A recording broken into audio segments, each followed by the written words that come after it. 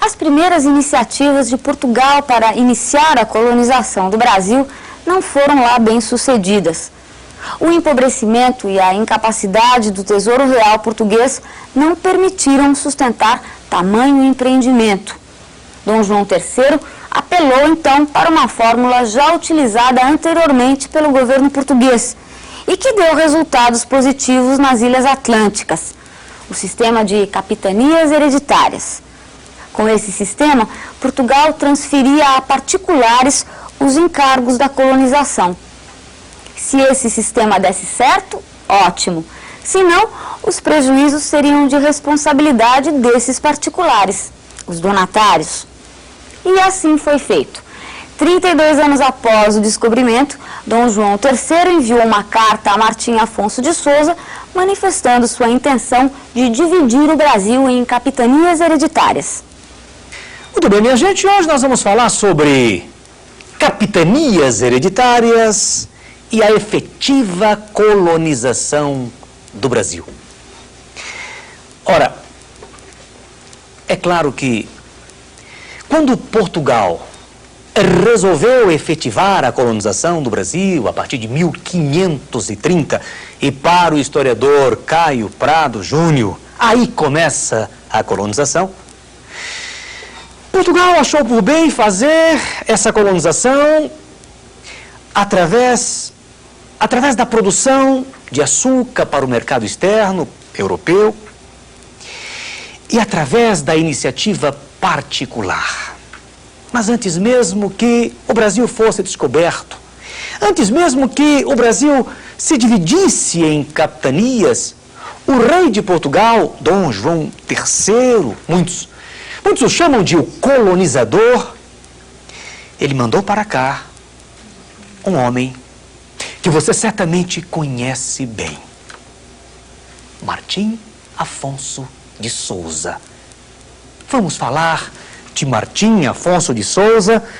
Martim Afonso de Souza, este homem que você está vendo aqui, olha que coisa linda, o Martim Afonso de Souza. Este homem, Martim Afonso de Souza, está escrito, e a expedição colonizadora. Pois é, este homem foi encarregado de organizar a primeira expedição colonizadora, porque até então as expedições não tinham tido esse caráter, essa natureza. Era preciso colonizar. Mas é claro que era necessário também combater os inimigos de Portugal. E naquele tempo eram os franceses. E eu devo dizer que o Martim Afonso procurou, é claro, combater estes homens. Combater os corsários franceses. Veja Martim Afonso fazendo isto. Dá uma olhada. Olha o Martim Afonso, coisa de maluco. Isso aqui é o Martim Afonso combatendo os franceses. Olha aqui que coisa de louco. O Martim Afonso combatendo os franceses no litoral brasileiro. Afinal, não bastava apenas colonizar, defender o litoral, era preciso expulsar aqueles que pretendiam tomar conta do Brasil. Meus amigos, houve uma época em que muita gente quis tomar conta disso aqui. Pois é, eu me lembro que o Martim Afonso, ainda o Martim Afonso, ele, é claro, sempre obedecendo determinações do rei Dom João III, por volta de 1532, fundava a primeira vila deste país. Você sabe qual foi a primeira vila fundada no Brasil? Você sabe? Se não, vai saber agora. Olha aí, ó. Foi justamente a vila de São Vicente. Olha que coisa linda, São Vicente, olha. Pois é, São Vicente. Maravilha, olha. Olha o que era São Vicente. Olha, atenção, olha o barquinho aqui. Olha o São Vicente lá. Brincar com isso aqui é uma beleza. Olha que maravilha. Olha o povo fundando São Vicente aqui. Pois é. E eu me lembro muito bem que quando o nosso amigo Martim Afonso fundou São Vicente, a primeira vila do Brasil, o rei, não esqueça, era o Dom João III. Ele percebeu que não tinha dinheiro para bancar a colonização, não tinha dinheiro para bancar os engenhos, não tinha dinheiro para efetivar a colonização. Portugal sentia os efeitos do declínio do comércio oriental. Daí a história que a gente falou no início, da divisão do Brasil em lotes, em grandes lotes, em grandes quinhões. Grosso modo, hoje poderiam ser comparados aos atuais estados brasileiros. Grosso modo, são as capitanias hereditárias. Olha lá, olha que beleza. Olha lá, distribuição das capitanias hereditárias. Capitanias hereditárias. O Brasil foi dividido em vários lotes. Estão vendo aí? Vários lotes e mais lotes. São os vários lotes. Em princípio foram 14 capitanias doadas a 12 donatários. E é claro que cada donatário, aquele que recebia a capitania, deveria tomar posse da terra, daí a carta de doação. É claro que ele deveria dividir a capitania em sesmarias, em latifúndios. É claro que ele deveria atrair os colonizadores para organizar a produção de açúcar. E é claro que, além dos problemas iniciais, surgiu um problema sério. Quem deve trabalhar nos engenhos? O Portuga! O Portuga! Meus amigos, vocês acham que os portugueses viriam para cá para trabalhar no eito, nos engenhos? É claro que não.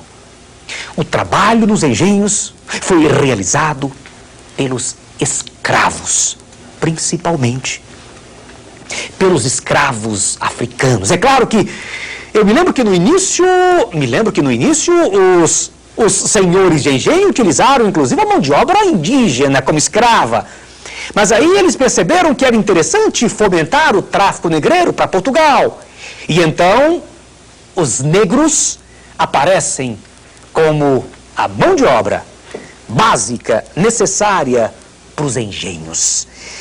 Aqui a gente vê um negro, 3 negros, olha aqui, ó, os negros, os escravos africanos, num chamado engenho trapiche, um engenho muito simples, um engenho que poderia ser de tração animal, poderia ser de tração humana.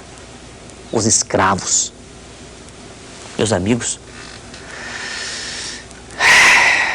pois é, os escravos africanos foram utilizados como trabalhadores nos engenhos, e não só.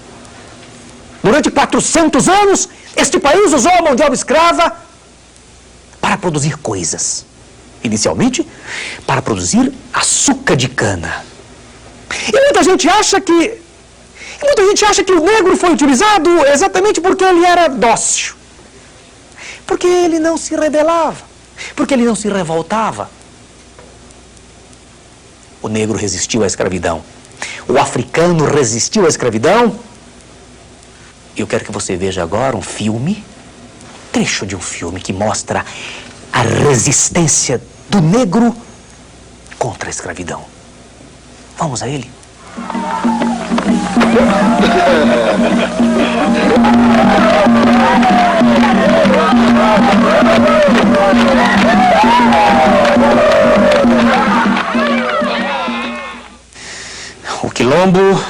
O quilombo era, e sem dúvida alguma foi uma das mais importantes formas de resistência do negro contra a escravidão. Afinal de contas, antes mesmo que o negro chegasse aqui, ele passava por uma outra humilhação muito séria, a travessia do Atlântico. O tráfico negreiro que se constituiu uma das mais importantes fontes de acumulação capitalista primitiva durante a Idade Moderna. O tráfico negreiro. Escravidão negra, sem dúvida alguma, é reconstituída, restaurada pelos portugueses muito antes do descobrimento.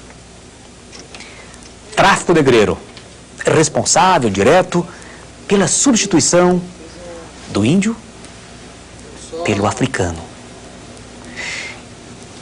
Esse mapa mostra o tráfico negreiro. Vamos a ele. O tráfico negreiro. Olha lá, África aqui.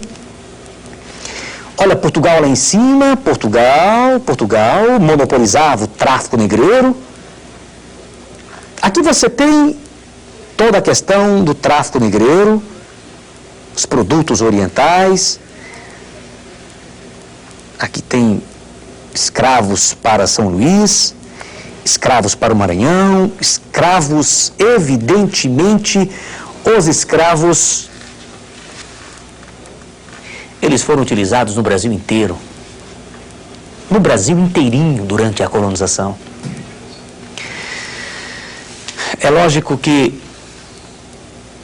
através da mão de obra africana, o Brasil pôde, sem dúvida alguma, se transformar numa fonte de rendas para Portugal, como açúcar. Açúcar que, para ser produzido, recebeu, sem dúvida, o apoio, a contribuição financeira dos holandeses. Açúcar que foi responsável pelo início da efetiva colonização do Brasil, do litoral brasileiro. Açúcar que acabou fazendo do Nordeste brasileiro o eixo da nossa economia colonial durante 2 séculos. Meus amigos, houve uma época em que, quando as pessoas nasciam em São Paulo, a primeira coisa que elas pensavam é que elas... O primeiro sonho dessa gente, aqui de São Paulo, naquele tempo, era de ir para o Nordeste. Ai, como eu vou ser feliz quando chegar na Bahia. Interessante isso, né? Por quê?